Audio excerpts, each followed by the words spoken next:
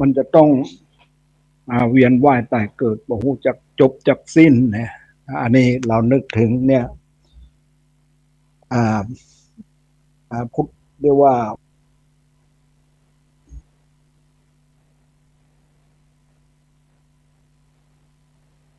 พระพุทธเจ้าเป็นนี้แต่ว่าเราเนี่ยเราก็นึกถึงว่าเราเนี่ยถ้าว่าเรานึกถึงพุทธคุณอย่างนี้นะเราก็จะมีแต่อริยทรัพย์คือทรัพย์ภายในทรัพย์ภายในนั่นคือเราต้องเนี่ยอันดับแรกก็คือต้องมีศรัทธาความเชื่อความเลื่อมใสนะศรัทธานี่เป็นเหตุให้ตั้งอยู่ในศีลคือรักษาดีบ่ให้มีโทษเนี่ยทางเนี่ยเรียกว่ามีศีลศีลที่มันเนี่ยก็ต้องอาศัยหิริความละอายต่อบาปโอตปะความเก่งกลัวต่อบาปเนี่ยอันนี้จะเป็นเรียกว่าเป็นธรรมเรียกว่าธรรมให้โลกของเรานะมีความอยู่เย็นเป็นสุขถ้าเรามีหิริความละอายต่อบาปโอตปะความเก่งกลัวต่อบาปเนี่ยจะทำเนี่ยสิ่งที่มันผิดศีลผิดธรรมแล้วก็มันทำมาได้เพราะว่าเรามีหิริความละอายต่อบาปโอตปะความเก่งกลัวต่อบาปอันนี้เป็นธรรมที่เรียกว่าธรรมที่คุ้มครองโลกโลกของเราจะอยู่เย็นเป็นสุขได้ก็ต้องมีหิริความละอายต่อบาปโอตปะความเก่งกลัวต่อบาปอันนี้แล้วก็เป็นผู้ที่ได้ยินได้ฟังมามากได้เล่าเรียนมามากแล้วก็เป็นผู้ที่มีความเสียสละมีความสิ่งที่บดีนั่นนะเราก็ต้องเสียสละไป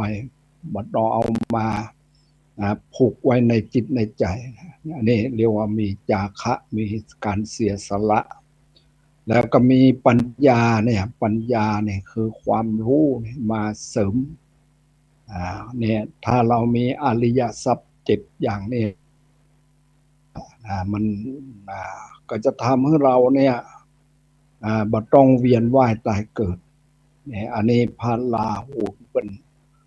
ได้รับอริยทรัพย์จากพระบิดาคือพระพุทธเจ้าแล้วเปิ้นก็เชื่อฟังนะเชื่อฟังบิดาแล้วก็เปิ้นก็ให้พระสารีบุตรเนี่ยเป็นผู้บวชให้กับพระราหุลเนี่ยพระสารีบุตรเนี่ยเป็นอาจารย์เป็นอุปชาของพระราหุลพระราหุลเมื่อได้บวชแล้วเนี่ย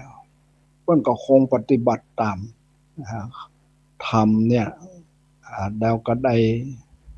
ดวงตาเห็นธรรมเนี่ยได้เข้าใจธรรมเนี่ยเป็นพระอริยบุคคลบุคคลผู้ประเสริฐขั้นต่อไปก็คงจะคือว่าเป็นขั้นคือลำดับขึ้นไปนะก็คือเป็นพระพระอริยสาวกคือพระอรหันต์เนี่ยหมดจากกิเลสทั้งหลายเนี่ยอันนี้สัพติพระราหูที่บนได้จากพระเจ้าสิทธัตถะคือซึ่งเป็นพระบิดาเนี่ยนะอันนี้เราก็มาลำลึกถึงว่าที่เพิ่นเอามาประดิษฐานไว้เนี่ยเราถ้าเข้าใจแล้วเนี่ยเราก็ต้องพยายามพิจารณาถึงที่พระพุทธเจ้าประทานอริยทรัพย์กับพระราหุลซึ่งพระราชบุตรของพระมาพุทธเจ้าของเรานี่อันนี้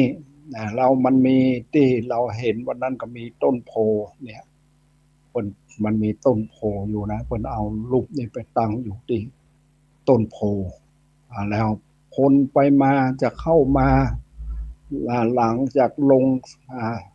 สนามบินแล้วจะเข้ามาในเมืองเนี่ยอย่างเพราะว่าเมืองโคลัมโบเนี่ยประเทศที่สนามบินเนี่ยก็จะต้องหันรูปภาพนี้ก่อนที่จะ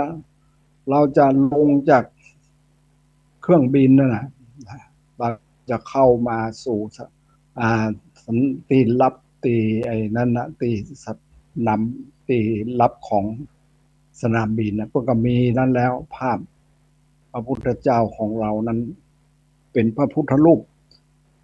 ใหญ่พอสมควรนะบนตั้งไว้นะเราก็หันแล้วก็ต้องยกมือไหว้เนี่ยอันนี้นะเป็นเมืองที่อย่างว่าแล้วก็เมืองที่นะเพื่อนมีความที่เคารพในพระพุทธศาสนาเพราะว่าจึงทำให้พระพุทธศาสนาเนี่ยอยู่อยู่มั่นคงเจริญอยู่เนี่ยเพราะว่าในการเคารพนับถือของประชาชนทั้งหลายเนี่ยแล้วก็ทำให้พุทธศาสนาเนี่ยมาเสื่อมถอยลงนะอันนี้แล้วเราเนี่ยในวันหลังจากนั้นเข้ามาแล้วเข้ามาในเมืองแล้วเราก็มาพักอยู่ที่วัดนะที่เราอยู่วัดเนี่ยเราอยู่ปัจจุบันนี่แหละที่เรากำลังพักอยู่นี่แหละแล้วเราก็ได้เพิ่นก็พาเราไปนะพาเราไปนะจากนี่ไปกับไปวัดอะไรอย่างเกอย่างวัดเกวราเกวราเกวราลาดวิหารเนี่ยอันนี้มันนะครับมันอยู่ตั้งอยู่ริมนะแม่น้ำองเกวลาไปหันแล้วก็เนี่ยไปหันดูแล้วเนี่ยวัดนี้นะเพิ่นทำฐานเกี่ยวกับต้นโพเนี่ยนะ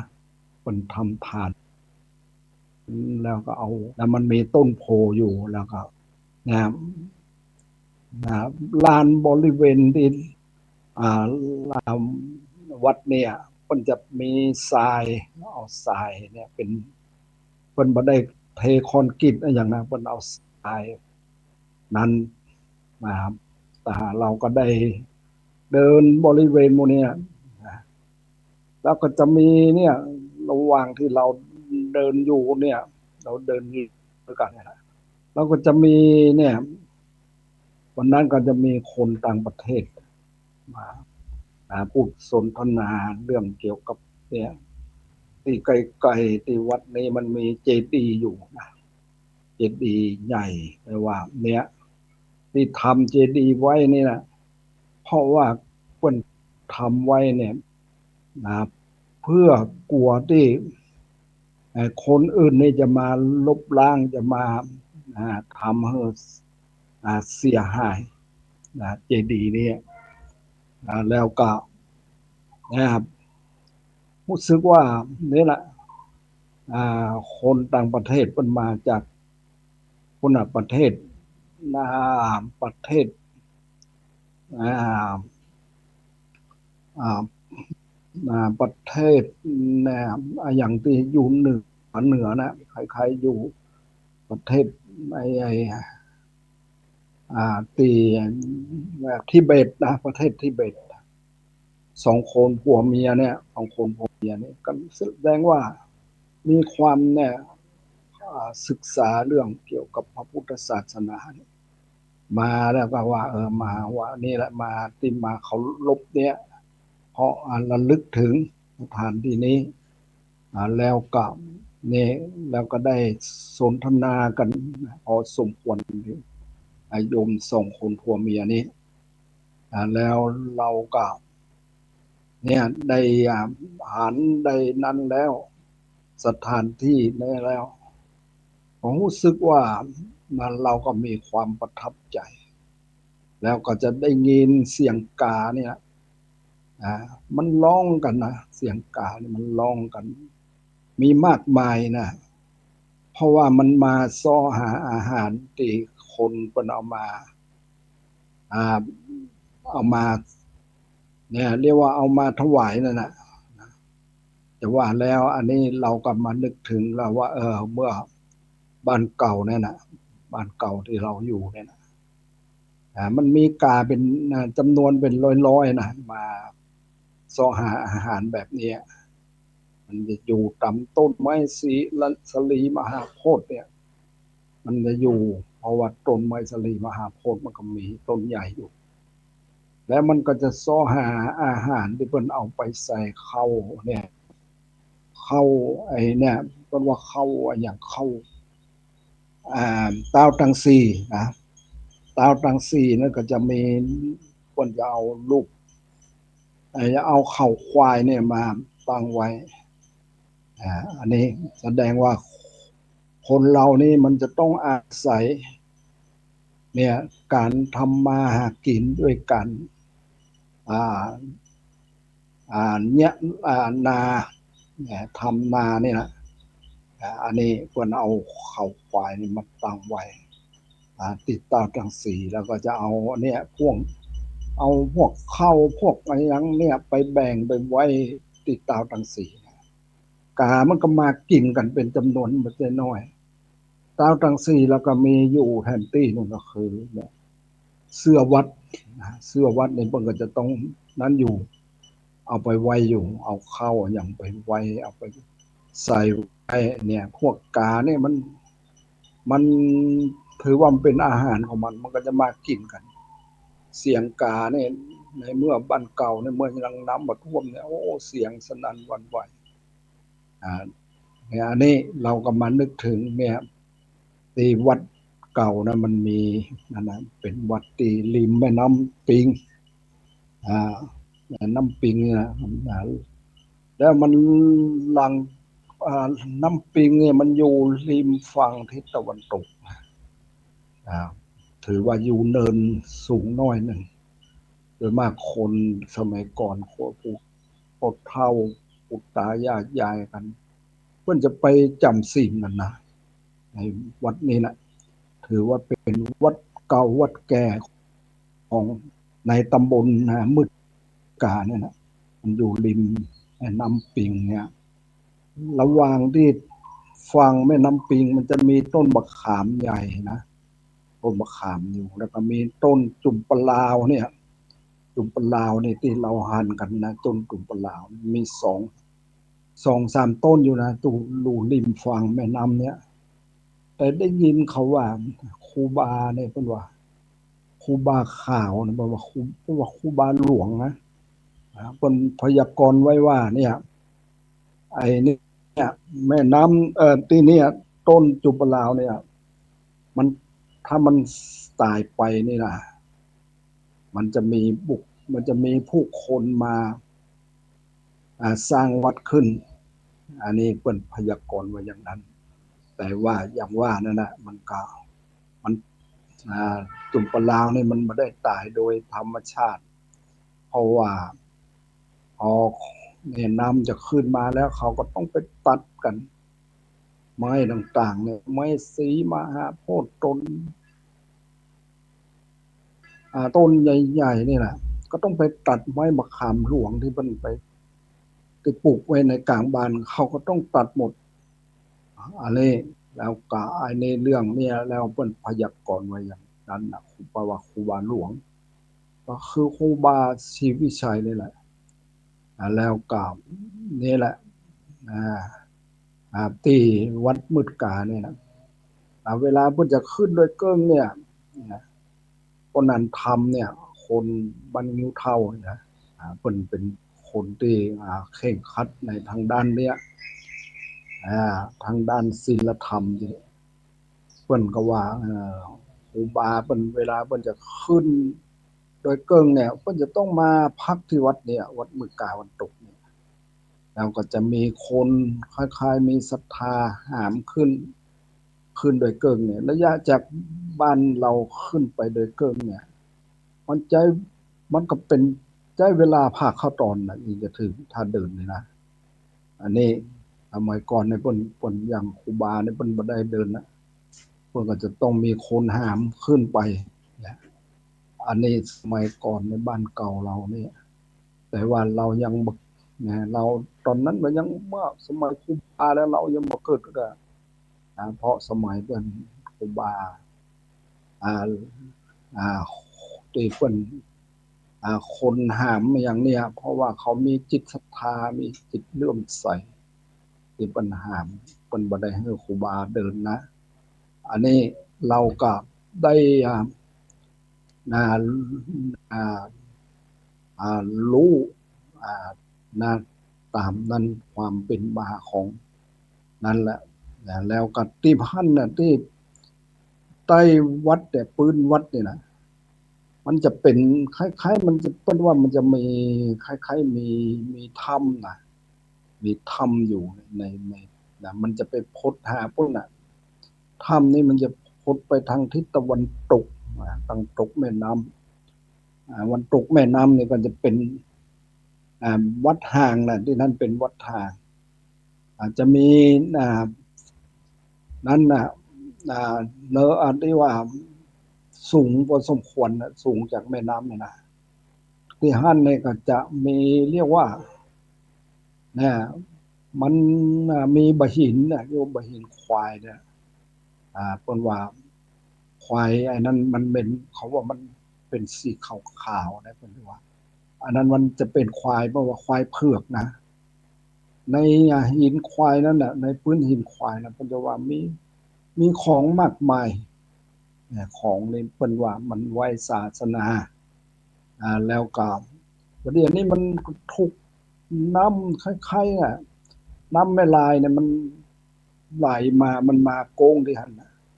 มันก็ถูกทรายทับไปหมดแล้วบ่หันแล้วเดี๋ยวนี้แล้วก็จะมาทะลุเพราะว่าเนี่ยถ้ำน่ะมันจะทะลุมาถึงเนี่ยที่วัดอ่า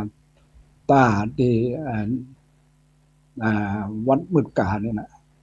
ตาเพราะว่าตาเหยียดเนี่ยนะแต่ที่นั้นน่ะก็จะมีมาหินเหมือนกันเขาว่ามาหินควายเขาเรียกควายดำนะมาหินสีดำๆเนี่ยเพราะว่าอันนี้มันมีควายเผือก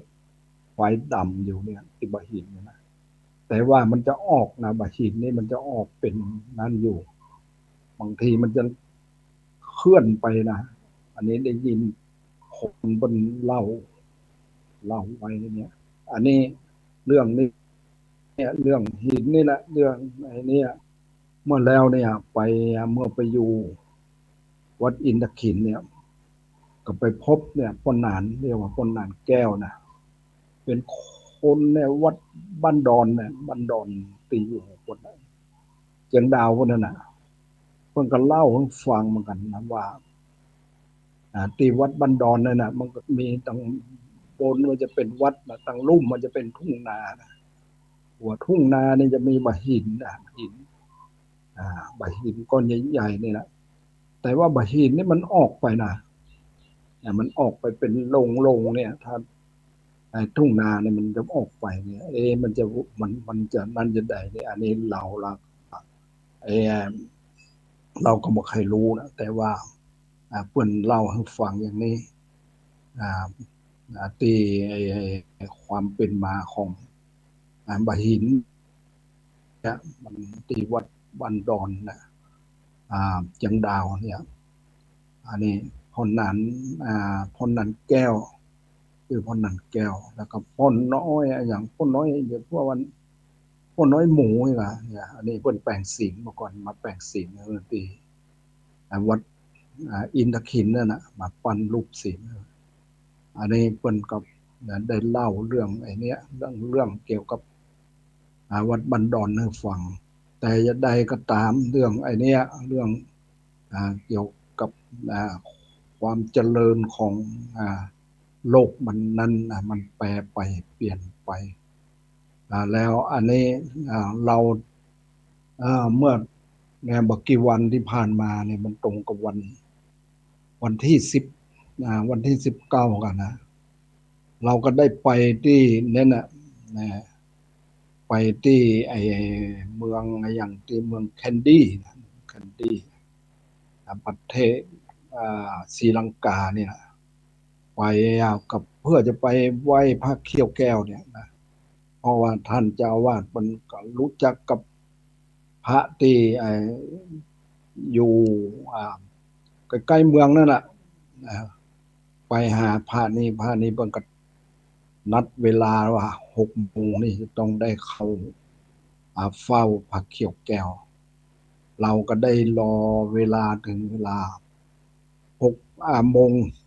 นะ6 โมงแล้วก็เพิ่นก็จะนำเราไปนะไปจะมีคนนำแล้วเข้าไปนะมันจะต้องมีผู้คนรักษานะพระเขี้ยวแก้วนี่โอ้เป็นประตึกอึกหนานะแต่ว่าที่เพิ่นล้อมไว้นี่นะเราก็ได้ไปเนี่ยไปนมัสการพระเขี้ยวแก้วนมัสการเรียบร้อยแล้วมันก็ต้องออกมานั้นออกมาเนี่ยเราก็รู้ว่าเราเนี่ย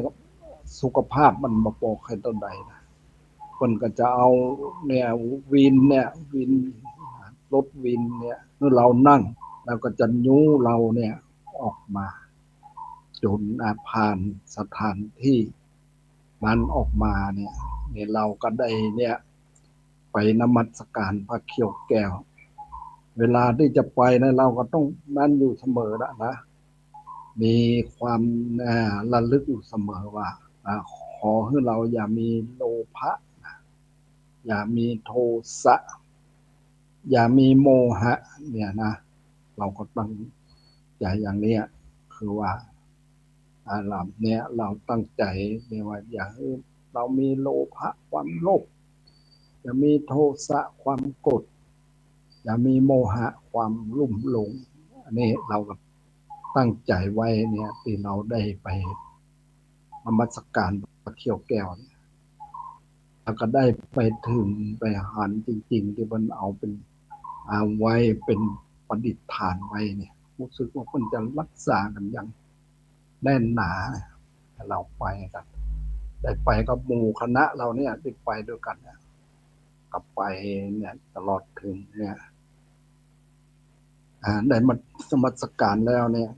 เราก็ต้องออกมาแต่ว่าคนมันบัดเจ็นน้อยๆนะคนต่างประเทศอย่างที่เป็นคนศรีลังกาที่เป็นมีความเคารพเลื่อมใสพระเขี้ยวแก้วเพิ่นก็จะต้องคอยอยู่ที่จะได้ไปนมัสการเนี่ยมันเปิดเป็นเวลาเนี่ยตอนเราไปเนี่ยมันเป็นเวลา6 โมงค่ำเปิดเวลาแล้วก็มันจะเปิดเนี่ยหลังเที่ยงก็เปิดตอนเจ้าก็เนี่ยอันนี้นะเปิดเป็นเวลาเราก็ได้มีโอกาสได้ไปไหว้พระเขี้ยวแก้วเนี่ยแล้วเราก็ออกจากสถานที่นั้น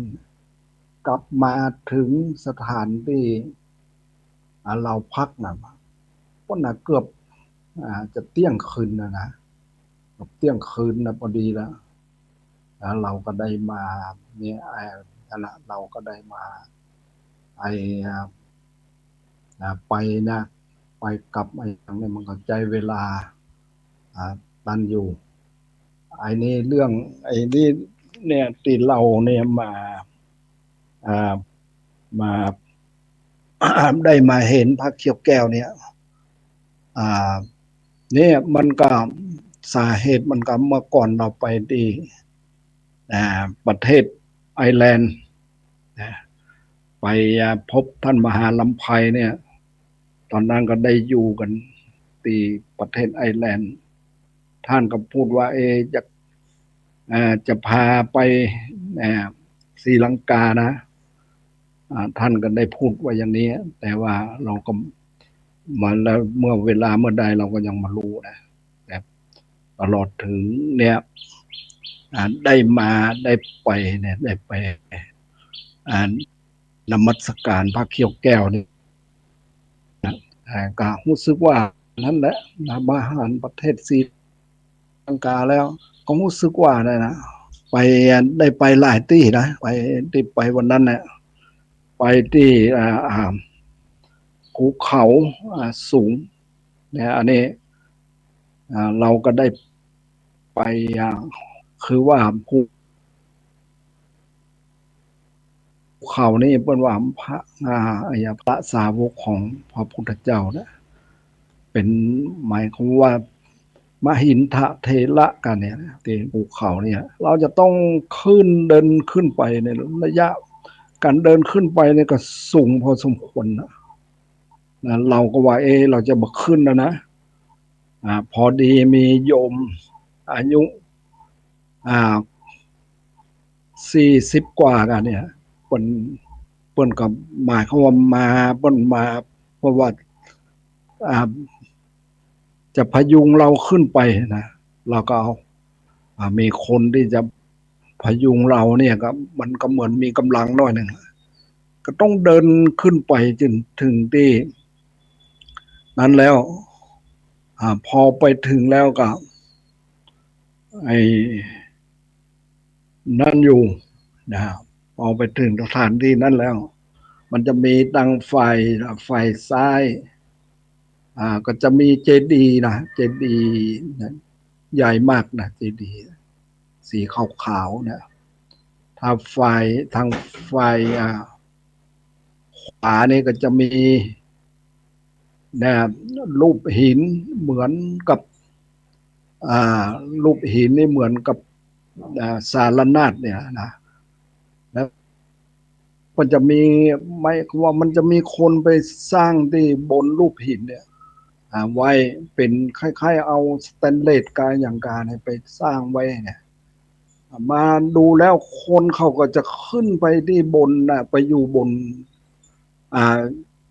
รูปหินเนี่ยแสดงว่าคนได้ไปถึงนั่นแล้วก็แสดงว่าได้ไปสุดยอดละไปที่เนี่ยพระ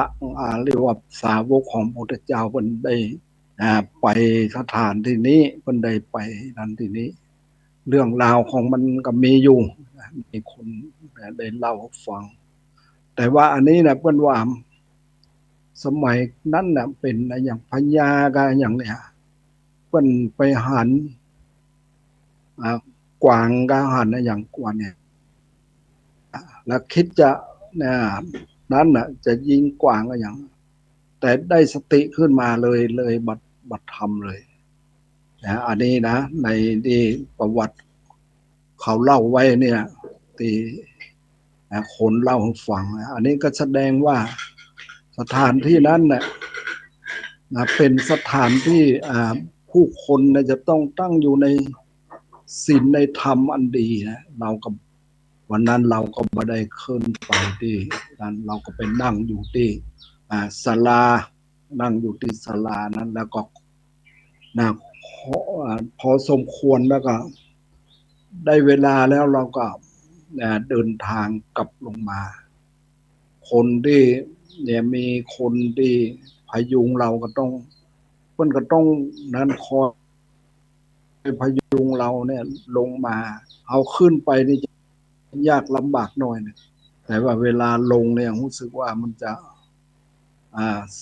สบายหน่อยหนึ่งบอกยากกับเหมือนกับขึ้นวันนั้นแล้วเนี่ยเราก็พอกลับลงมาถึงที่แล้วเราก็เอาสตังค์ให้เขาเนี่ยนะเท่าใดเนี่ยวันนั้นเอาเฮ้อไป500รูปีเนี่ยนะ500 รูปีแล้วก็เอาเดิมทีเขาว่าจะมาเอานะเขาจะมาเอาเขาจะทำเอาเรานั้นฟรีเนี่ยแต่ว่าเราก็เอาต้องเอาเฮ้อเขาจนได้บอกว่าต้องรับเพราะว่ามันเป็นนั้นเป็นรางวัลสำคัญแล้วเขาเนี่ยจะเอาอยากจะได้รูปีกับ500เนี่ย500ไทยเนี่ยแต่จริงแล้ว500ไทยเนี่ยมันจะมากกว่ารูปีนะเราก็เลยเอา500 รูปีให้เขาวันนั้นก็เรียกว่าก็ได้พบปะคนที่คนเอาเรา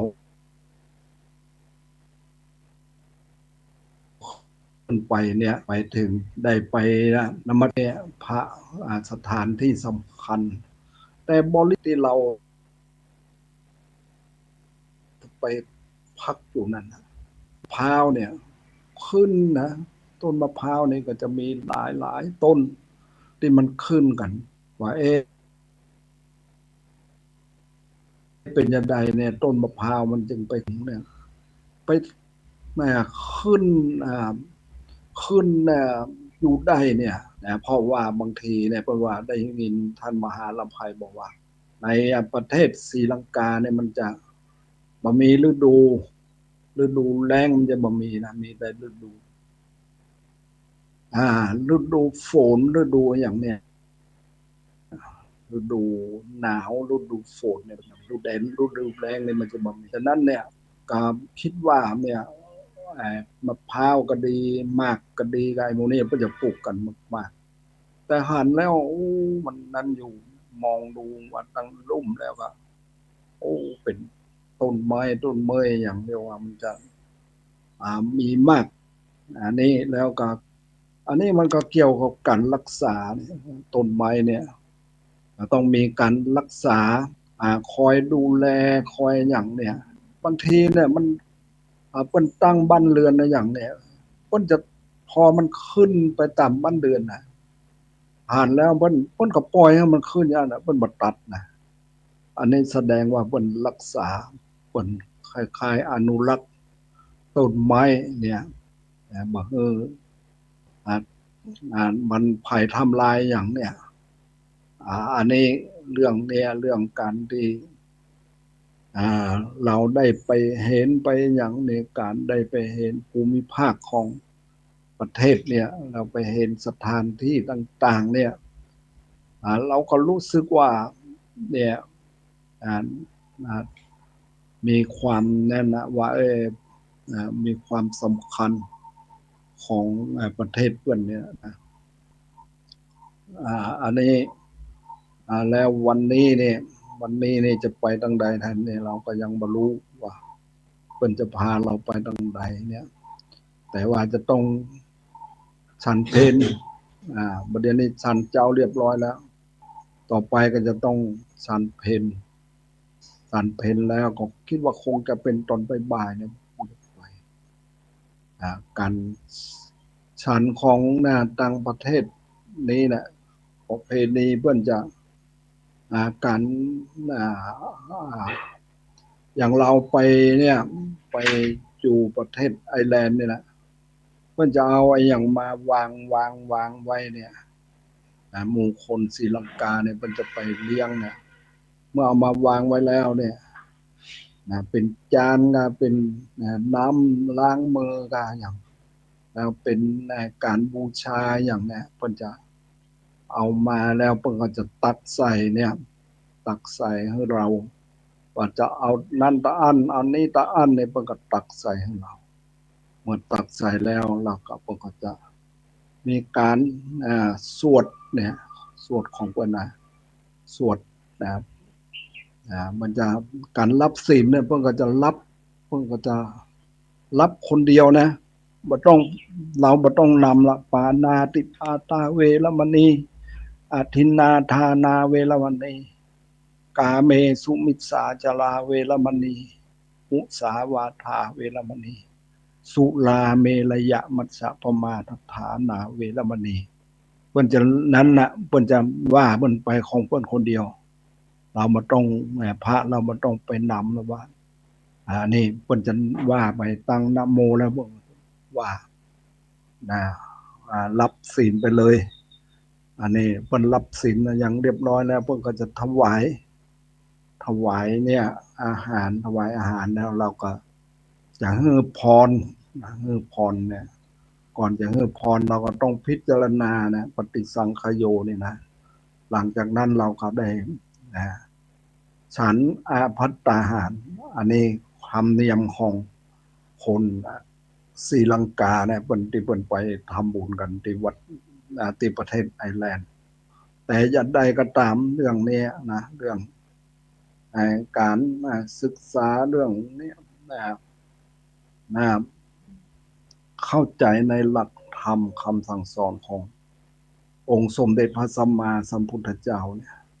วันนั้นเนี่ยเราที่เข้ามาวันนั้นนะวันนะหลังจากที่นั้นนะก็ไปวัดแห่งหนึ่งนะมันมีอยู่ที่นี่นะเราไปเนี่ยก็มีอ่าไอ้เจ้าวาดเพิ่นจะนำเราไปนะเพราะวันนั้นนะมันจะเป็นการฉลองครบรอบ30 ปีของการตั้งสมาคมอย่างของเพิ่นก็มีเอ่อผู้พระสงฆ์ทั้งหลายเนี่ยก็จำนวนหลายอยู่เราก็ได้ไปร่วมเพิ่นก็มีการถวายทายทานอะไรอย่างต่างๆที่วัดนั้นนะรู้สึกว่าเราเนี่ยก็ถือว่าเป็นสถานที่สำคัญในการที่เป็นฉลองครบรอบการตั้งสมาคมอย่างเนี้ยขึ้นมาเนี่ยเราก็ว่าเนี่ยเราก็หันภิกษุสามเณรกันเนี่ยเราก็ยังพูดกับท่านมหาลำไพไว้เรื่องเกี่ยวกับการส่งเสริมเนี่ยการศึกษาเราเรียนก็ดีเนี่ยแต่ว่าเราก็มันอยู่เรื่องการส่งเสริมเราก็พยายามที่ส่งเสริมอยู่แต่ว่าเราเรียนแล้วเรารู้แล้วเนี่ยเราเอามาประพฤติปฏิบัติหรือไม่อันนี้การศึกษาเราเรียนเนี่ย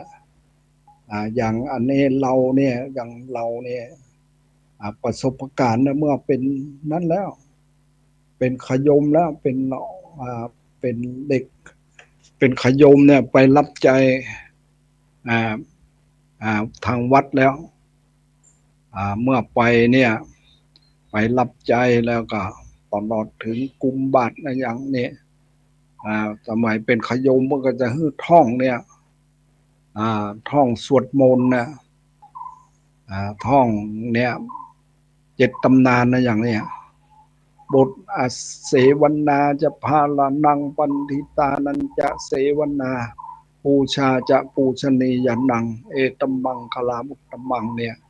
มงคลละสูตรเนี่ยเราจะได้เมื่อตั้งแต่เมื่อเป็นขยมแล้วเป็นละอ่อนแล้วเข้าวัดแล้วกับบทพุทธคุณธรรมคุณสังฆคุณเนี่ยมันเป็นก็ฮื้อท่องนะฮื้อท่องหรือว่าด้วยการเป็นละอ่อนในเป็นขยมนี่ต้องท่องแล้วอย่างการเต้นธรรมก็ดีนะธรรมเนี่ยธรรมนะที่เราเคยเต้นธรรมเนี่ยเพื่อจะให้เต้นเป็นภาษาพื้นเมืองนะเพราะว่าธรรมเตวตูดกันเนี่ยนะธรรมเตวตูดเนี่ยอันนี้ตอนนั้นเปิ้นอาจารย์เปิ้นนั้นเปิ้นอยากจะทดสอบเราเนี่ยไปเทศต่อหน้าเปิ้นเนี่ยเอาธรรมเตวตูดธรรมเตวตูดนี่มันก็นั่นอยู่นะเรื่องเกี่ยวกับความทุกข์ต่างๆเนี่ยเราถ้าฟังดูแล้วเนี่ยบางทีเต้นไปแล้วจะมานึกถึงความทุกข์ยากลำบากอย่างต่างๆนี่นะตอนนั้นเมื่อนั้นเนี่ยบางทีเนี่ยเราเต้นบ่ถูกเนี่ยเพิ่นจะต้องลิ้วหูของเรานะลิ้วหูว่าเทศบ่ถูกนะอย่างนั้นอย่างนี้เนี่ยอันนี้เราก็เนี่ยเรื่องเมื่อเป็นเณรเนี่ยมันจะต้องเปิ้นเต้นธรรมนะฮื้อใดนะก่อนที่เราจะตอนนั้นเหมือนจะเป็นเณรแล้วกันนะบวชเป็นเณรแล้วก็จะได้นี่จำได้เนี่ยแล้วก็เนี่ยเราก็อ่าเนี่ยเทวทูตเนี่ยทำเทวทูตเนี่ยมันเกี่ยวกับความทุกข์ยากต่างๆเนี่ยการเกิดการแก่การเจ็บการตายเนี่ยมันจะอยู่ในนั้นเพิ่นจะนั้นไว้นะเขียนไว้เนี่ยเรื่องเทวทูตเนี่ยทำเทวทูตเนี่ยแล้วไอ้เนี่ยเราก็ เมื่อสมัยเมื่อเราเป็นนะเป็นเนนเป็นอะไรอย่างนี้แต่ว่าเราเนี่ยสมัยนั้นกันเรียกว่านะเมื่อน้ำจะท่วมเนี่ยเราก็ได้นะเราก็ได้ต้องยกย้ายจากบ้านเก่าเนี่ยไปอยู่ที่แม่แตงเนี่ยย้ายไปเนี่ยย้ายเนี่ยก่อนจะย้ายบ้านเนี่ยครับโอ้ความทุกข์ยากลำบากสมัยนั้นก็เรียกว่าน้ำมันก็ขึ้นมาเนี่ยทางครอบครัวเนี่ยก็ต้องอพยพนะบ้านอย่างเนี่ยไหนเข้าป่าอาหารจะต้องไปเกี่ยวไปอย่างเนี่ยเอามาใส่ยุ้งใส่ต่างไว้แล้วการเคลื่อนย้ายต่างๆเนี่ยมันก็ต้องย้ายเป็นขั้นนะเพราะน้ำมันขึ้นมาเป็นระดับนะแล้วตบนะเมื่อนั้นก็ได้ไปอยู่ที่เปิ้นคือคืนเปิ้นสมัยนั้นเปิ้นอาจจะย้ายจากเนี่ยทางฝั่งทิศตะวันตกทางฝั่งทิศตะวันออกจะย้ายต่อไปนะคือเปิ้นจะต้องเหมารถสมัยนั้นมันเป็นรถคอกหมูนะเหมารถ3 ครอบครัวเนี่ยจะเหมารถกันนั้นเหมาไปรถมันก็จะออกมาตังเนี่ยเม็ดตื่นเนี่ยตังเนี้ยตังเม็ดตื่นแล้วขึ้นมาตามเนี่ยสายเนี่ยถนนขึ้นมาสมัยนั้นมันเป็นสมัยที่ถนนมันยังแบบค่อยเจริญเด้อดังเป็นบางที่ยังตังเข้าเนี่ยเข้าไว้แม่ตื่นจะเข้าหาดอยเต่าเนี่ยเป็นลูกรังกันนะยังนั่นกันอยู่ฝุ่นก็ยังมีนักอยู่เนี่ยว่าเราก็ขึ้นมาครอบครัว3 ครอบครัวเนี่ยมาลำรถหนึ่งเนี่ยแล้วก็มาแล้วเมื่อมาแล้วก็มาที่สมัยนั้นเพราะว่าบ้านสันปะตองเพราะว่าสันปะตองน้อยเนี่ยเราเนี่ยเมื่อมานั้นแล้วเราก็ต้องอาศัยสวนปนะสวนเป็นจะเป็นที่พักเราเนี่ยครอบครัวเราก็ต้องแปลงตุบแปลงอะไรยังอยู่ไอ้เพื่อแปลงตุบอยู่ในส่วนของเปิ้นนะก็อยู่ได้ชั่วคราวเท่านั้นนะอยู่ได้ชั่วคราวแล้วเมื่อภายหลังก็ต้องขยายไปอย่างประเดี๋ยวนี้มันมาจากนั้นก็มาอยู่ลายห้วยเนี่ยตีประเดี๋ยวนี้ตีเป็นที่ตั้งของบ้านปึกกาอยู่ประเดี๋ยวนี้นะมา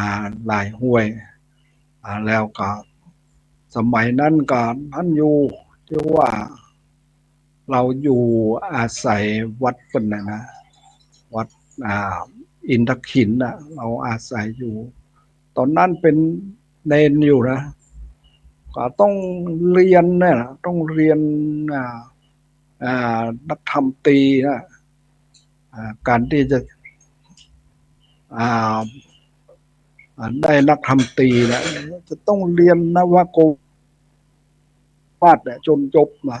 จบซ้ำแล้วซ้ำอีกจนที่เราจนคล่องปากเลยแล้วมารูนมาก็จึงไปสอบนักธรรมตรีได้ภายหลังก็สอบนักธรรมโทนักธรรมโทก็สอบไปภายหลังก็สอบนักธรรมเอกแถมนักธรรมเอกนี่ก็สอบบัดได้ก็เลยหยุดเลย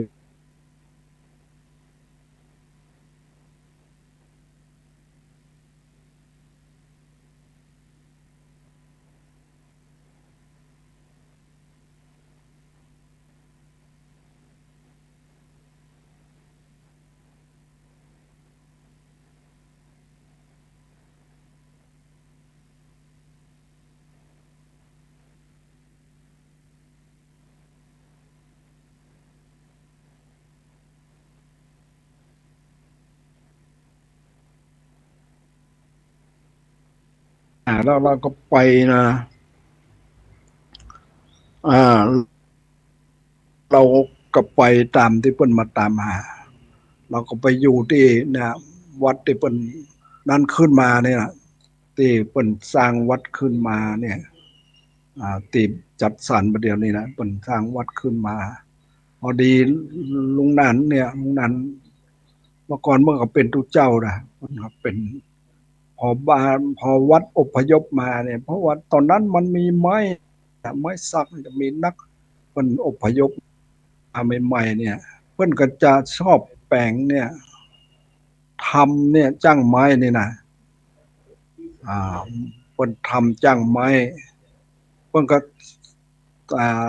คือเราไปนะเราไปเพิ่นก็แนะนำเรื่องการเป็นช่างไม้นะเราก็ได้ไปคล้ายๆกับฟังตามคำเพิ่นบอกว่าแต่งไม้อย่างนั้นนะเข้าไม้อย่างนั้นนะเราเนี่ยพอไอ้เรามันมีคงจะมีพื้นฐานทางด้านนี้ด้านการที่แปลงด้านแปลงตู้กาแปลงอะไรอย่างกาเนี่ยแล้วเมื่อเพิ่นนั้นน่ะเพิ่นสอนอย่างนั้นน่ะเราก็ได้ความรู้แล้วได้ความรู้แล้วเมื่อรูนมาเขาศรัทธาญาติโยมบอกว่าเฮ้อตอนนั้นเราเป็นเป็นพระใหม่ๆอย่างไรอย่างไรเนี่ยเพิ่นก็ช่วยสร้างไอ้เนี่ยสร้างตู้ใส่พระพุทธรูปเราก็พยายามทำตู้ใส่พระพุทธรูปอย่างโดยที่เราบ่ได้เงินนะอย่างนะแต่ว่าทำด้วยความที่ว่าเป็น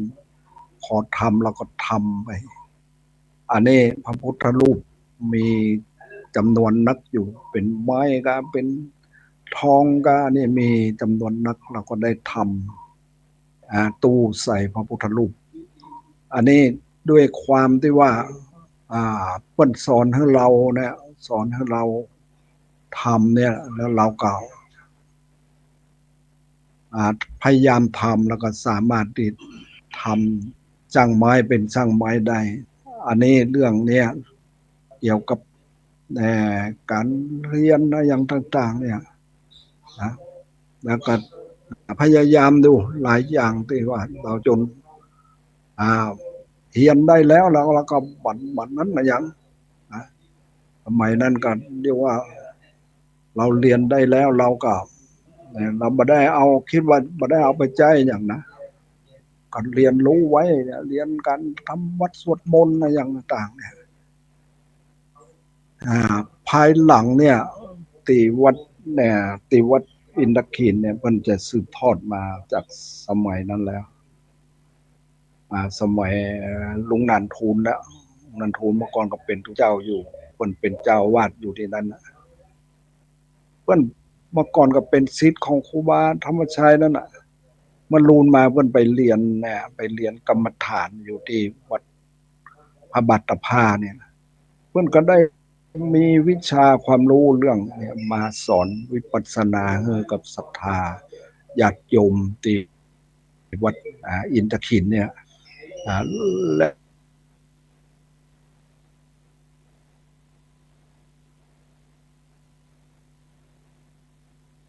ก็ได้ยินข่าวเล่าลือเรื่องเนี่ยเกี่ยวกับการปฏิบัติวิปัสสนาเนี่ยเราก็เหมือนกับว่ามันต้องมีความเนี่ยเราก็มีความอยากที่จะประพฤติปฏิบัติเนี่ยตอนนั้นน่ะอ่าเราก็เลยเนี่ยเรื่องการประพฤติปฏิบัติเราก็เลยมีศรัทธาเลื่อมใสในเรื่องการปฏิบัติวิปัสสนากรรมฐานแล้วก็เลยได้เนี่ยไปปฏิบัติที่วัดน้ำบ่อหลวงนะไปปฏิบัติกับครูบาอินทจักรสมัยนั้นเพิ่นก็มีชื่อเสียงนะปฏิบัติอยู่กับครูบาเป็นเวลาอยู่3 เดือนนะ3 เดือนเนี่ยเราพยายามประพฤติปฏิบัติเนี่ยแต่ว่ามันเป็นว่าโลโภธรรมนังปริปันโทเนี่ยว่าอันนี้พุทธภาษิตเนี่ยว่าความโลภนี่มันเป็นอันตรายแก่การที่จะได้รู้จะได้เข้าใจเนี่ยในเมื่อเราปฏิบัติเราก็พอจะรู้อยู่แล้วนะจะรู้อยู่เรื่องเกี่ยวกับการ ฝึกฝนอบรมวิปัสสนาเนี่ยแล้วก็เราก็นั่นอยู่เราพยายามเนี่ยความพยายามเนี่ยมันก็ย่อมทำให้เรารู้เนี่ยตลอดถึงได้ลาเนี่ยครูบาอินทจักรครูบาครูบาอาจารย์เมธาเนี่ยเป็นมือขวาของครูบาอินทจักรเพิ่นก็ได้สอนเรื่องเกี่ยวกับการประพฤติปฏิบัติวิปัสสนากรรมฐานเนี่ยเราก็ได้คิดว่า3 เดือนเนี่ยมันก็ได้เวลานั้นอยู่นะใช้เวลานี่นานพอสมควรแล้วเราก็ได้ภายหลังก็บอกว่าเราจะขอลากลับวัดนะเพิ่นก็ฮื้อมากับวัดบอกว่าให้จ่ายทั้งหมดคนละ3,800คนตั้งอันนี้เรื่องเกี่ยวกับเนี่ยการวิปัสสนากรรมฐานเนี่ยที่เราได้เรียนรู้มาอันนี้เรียกว่ามันนั้นอยู่แล้วเนี่ยเรื่องเนี่ยเราก็ได้เนี่ยได้รู้เกี่ยวกับการวิปัสสนากรรมฐานเนี่ยแต่ว่าอย่างใดก็ตามที่ว่าพูดถึงนั้นเราก็อย่างเราได้เรียนมาแล้วนะอย่างเนี้ยทุกะคือหมวด2ธรรมีอุปกระมาก2อย่างสติความระลึกได้สัมปชัญญะความรู้ตัวทำเป็นโลกบาลคือคุ้มครองโลก2อย่างเนี่ยทำให้งาม2อย่างขันติความอดทนโสรจะความสงบเนี่ยอันนี้เราท่องแล้วก็บางทีเนี่ยขันธ์5ในเรื่องขันธ์5เนี่ยเราท่องเนี่ยเรารูปเวทนาสัญญาสังขารวิญญาณเนี่ยเป็นอย่างไรเนี่ยเราเรียนรู้มาแล้วแต่ว่าเมื่อเราไปประพฤติปฏิบัติแล้วมันย่อมจะนั้นเข้าไปอีกนะเป็นย้ำเข้าไปอีกทำให้เราเข้าใจในเรื่องเนี่ยภาคปริยัติและภาคปฏิบัติอันนี้เรียกว่าเรากับในสมัยนั้นกับเราก็ได้ภายหลังก็ได้มาสร้างโบสถ์วัดอินทขินนะมีศรัทธาสร้างเพราะว่ามีโยมบนจะเพิ่นให้ทุนในการสร้างโบสถ์ภายหลังก็ได้เมื่อมีงานสมโภชเนี่ยฉลองโบสถ์นั่นนะก็มีครูบาธรรมชัยนะเป็นประธานเป็นผู้อุปถัมภ์อยู่ตอนนั้นก็ได้นิมนต์พระครูบาอินทจักรครูบาพรหมจักรครูบาครูบาคำแสนวัดตีครูบาคำแสนสันกำแพงนะครูบาต่างๆเนี่ยตีได้เป็นร่วมในงานของสมโภชสมโภชอุโบสถนั่นนะแม้แต่เจ้าคณะจังหวัดเจ้าคณะอำเภออย่างต่างๆก็ได้มีงานสำคัญที่วัดอินทขินนั่นนะครูบาต่างๆก็ได้พบปะกันเนี่ยแม้แต่อาจารย์เปลี่ยนเนี่ยได้ไปร่วมตอนนั้นนะที่วัดอินทขินนะถือว่าเป็นงานที่สำคัญงานหนึ่งเรื่องอันนี้ที่เราได้มีงานที่ผ่านมาในเนี่ยเรามีนั้นครูบาต่างๆรวมที่ในงานครั้งนั้นถือว่าเป็นงานที่สำคัญพ.ศ. 2500เป็นอะไร519ก็ตอนนั้นนะอันนี้ตอนนั้นนะอะไรเรื่องเนี้ยเรื่องเนี่ยการปฏิบัติต่างๆเนี่ยเราก็ได้ฝึกฝนมาได้นั่นมาเนี่ยเราก็พอที่จะเข้าใจในการที่เราศึกษาเราเรียนแล้วก็ประพฤติปฏิบัตินี่แต่อันนี้เราได้มาพบมาในประเทศศรีลังกานี่ก็ได้ มามาดูสถานที่ต่างๆเนี่ยเราก็ได้รู้ได้เห็นเป็นสำเนาเกี่ยวกับชีวิตนะเราก็รันอยู่เราได้มาพบปะกับครูบาอาจารย์ต่างๆก็รู้สึกว่ามีความยินดีมีความนั้นอยู่เบิกบานใจอยู่ที่เราได้มาในงานเนี่ยในงานมาพบสถานที่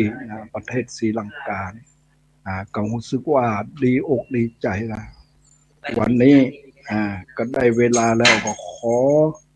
อนุโมทนากับพระครูวิศวัตรพระครูปริยัติและท่านผู้ฟังทั้งหลายก็ขอให้มีความสุขความเจริญโดย